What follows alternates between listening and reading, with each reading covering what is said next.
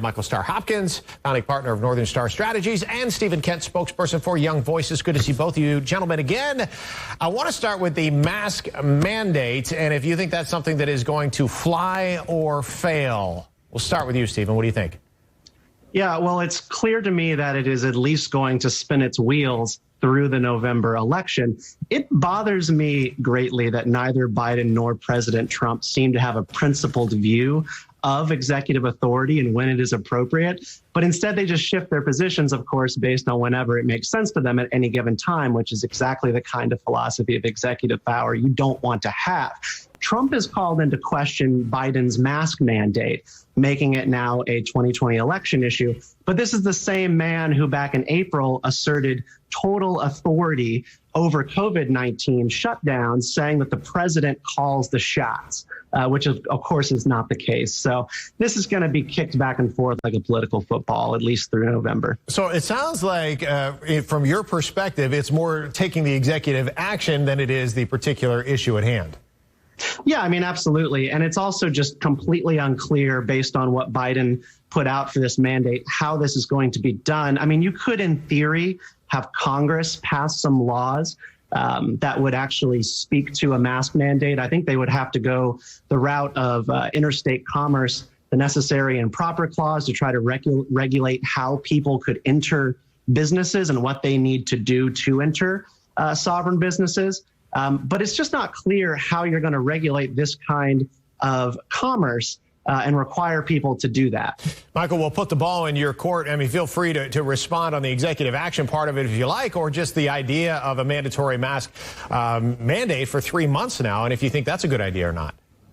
Look, I think this is just common sense. We're all in this country together, and we're in this together. When you get in a car, it's mandated that you wear a seatbelt. Well, the same should be true for masks, because when you wear a mask, you're not just protecting yourself, but you're protecting your neighbor. You're protecting the person who, helps you at the grocery store, the person who you interact with on the sidewalk. So this is one of those things where it's not just about you. I know we live in this me first society, but the only way we're going to get past this, the only way other countries have gotten past this and gotten back to having sports and gotten back to being able to go to restaurants is to have a mask mandate so that we can stomp this thing out and move on. All right, we'll put you down in favor of that. Michael, I'll stay with you as we move on to our second half right now. We talked about Joe Biden, of course, with the mask mandate. Let's talk about his running mate, and that is Kamala Harris and how she's been portrayed since the announcement was made in the media. Fair, unfair? How do you view this as far as what's been happening, Michael? We'll start with you. I think if you're the Biden camp, you couldn't have asked for a better rollout. The Trump campaign flailed around and couldn't really provide any attacks on Kamala Harris that stuck.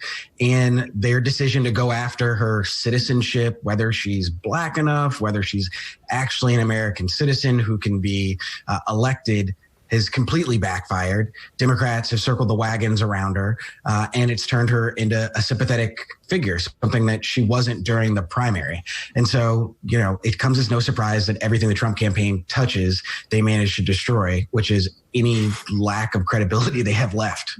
Stephen, I think it comes as no surprise that the conservative media would go hard and the liberal media would go soft. Does any of this make a difference in the long run? No, I don't think it really does. I think people who are tuned into cable news and watching these packages are there for a certain reason, to get reinforced what they already tend to believe. But I mean, starting with like Fox News, or at least starting with the mainstream media outside of Fox, Kamala Harris, I think very much had the opportunity to have her water carried and the Biden campaign's water carried by the media, while they put together these soaring inspirational package segments on everything from her background and why people should be excited about her. She has a legitimately inspiring life story, but I happen to believe that it's the job of political campaigns to put together storytelling segments for people to understand their candidate and then change people's minds, not have the media do it for them. Fox was kind of predictably a little bit vindictive over the weekend, but at least on that network, I saw a lot of debate about whether or not she's far left, whether or not she's a moderate, and everything in between. All right, Stephen, Michael, we got to leave it there for now, but always enjoy talking with both of you. We'll see you again soon. That was great. Thanks a lot. Thanks, guys. It's 8:37. Holly?